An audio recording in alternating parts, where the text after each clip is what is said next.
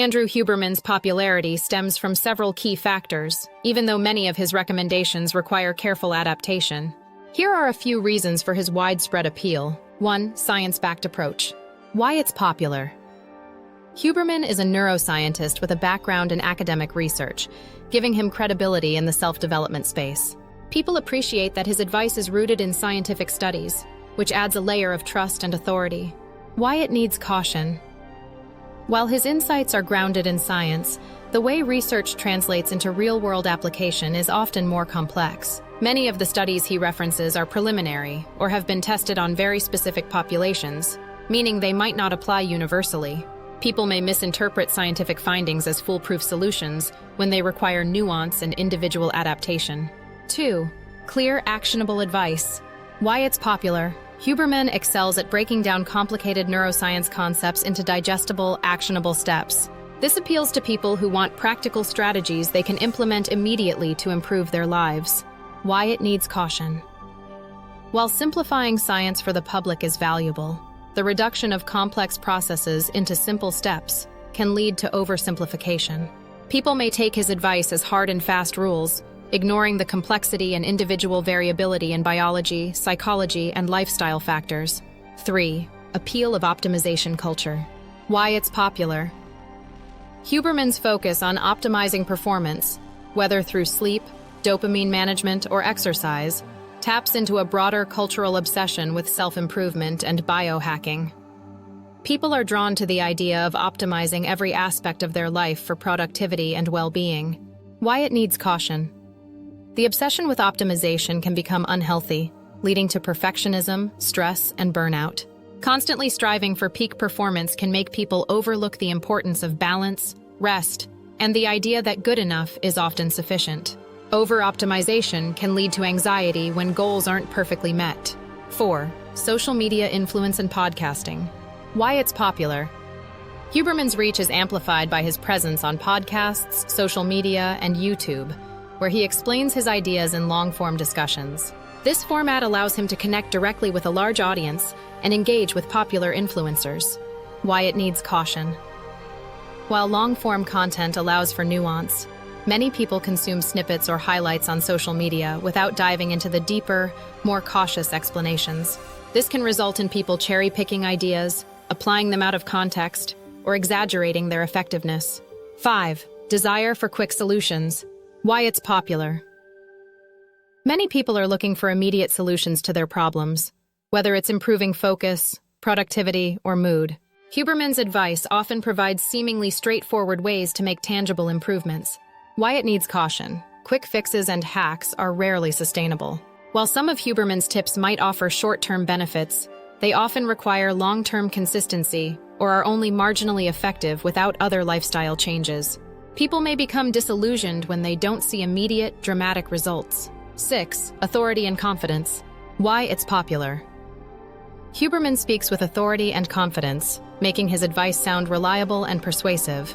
His background as a professor at Stanford lends him further credibility, and many people equate confidence with truth. Why it needs caution. Even experts can oversell their conclusions, and the confidence with which Huberman delivers his recommendations might lead people to take them without the necessary critical thinking.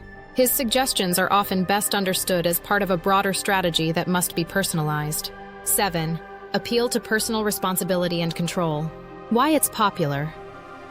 Huberman's message is empowering because it suggests that people can take control of their brain chemistry and performance. This resonates with individuals who want to feel more agency over their mental and physical health. Why it needs caution. The idea that we can fully control our biology can be misleading. Many factors that affect our well-being, such as genetics, socioeconomic status, and mental health disorders, aren't easily modifiable by willpower or biohacks. This overemphasis on personal responsibility might lead people to blame themselves when certain strategies don't work, or to feel like they're failing when they can't optimize every aspect of their life. 8. Logical and systematic approach. Why it's popular. Huberman presents a logical, systematic approach to personal improvement. He lays out strategies in a clear sequence, which appeals to those who enjoy a structured path to success. Why it needs caution. Life is rarely as structured as these systems imply. Many of Huberman's methods, like strict morning routines or precise meal timings, may not fit into the messy realities of most people's lives. When routines are disrupted, people may feel stressed or disappointed if they can't follow his advice exactly. 9. Scientific language as a selling point. Why it's popular. Using scientific terminology like neuroplasticity, dopamine optimization, and cortisol regulation makes his advice sound more legitimate and cutting-edge, even to those without a background in neuroscience. Why it needs caution. The use of scientific jargon can sometimes obscure the fact that the applications of this science are still uncertain or based on preliminary findings.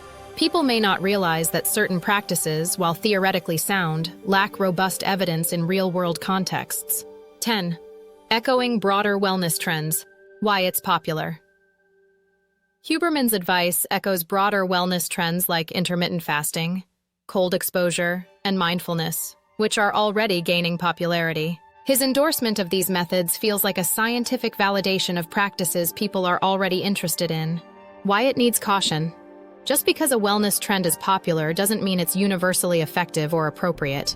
The risks of over-adopting these practices, for instance fasting, extreme cold exposure, can lead to health issues, especially for individuals with specific medical conditions or vulnerabilities. Huberman's platform might inadvertently reinforce these trends without enough emphasis on the potential downsides. Do people take him too uncritically?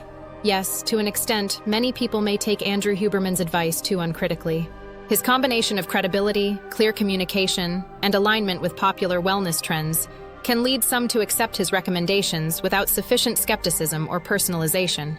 Additionally, the internet and social media often amplify the most sensational claims, and the nuances of his advice can get lost in translation. Conclusion. Andrew Huberman's popularity can be attributed to his ability to blend scientific authority with actionable self-development strategies that resonate with people looking to optimize their lives. However, while his recommendations are well-researched and can offer genuine benefits, they often require careful consideration, individual adaptation, and in some cases, medical supervision. It's important to balance enthusiasm for self-improvement with critical thinking and an understanding that not all hacks are suitable for everyone.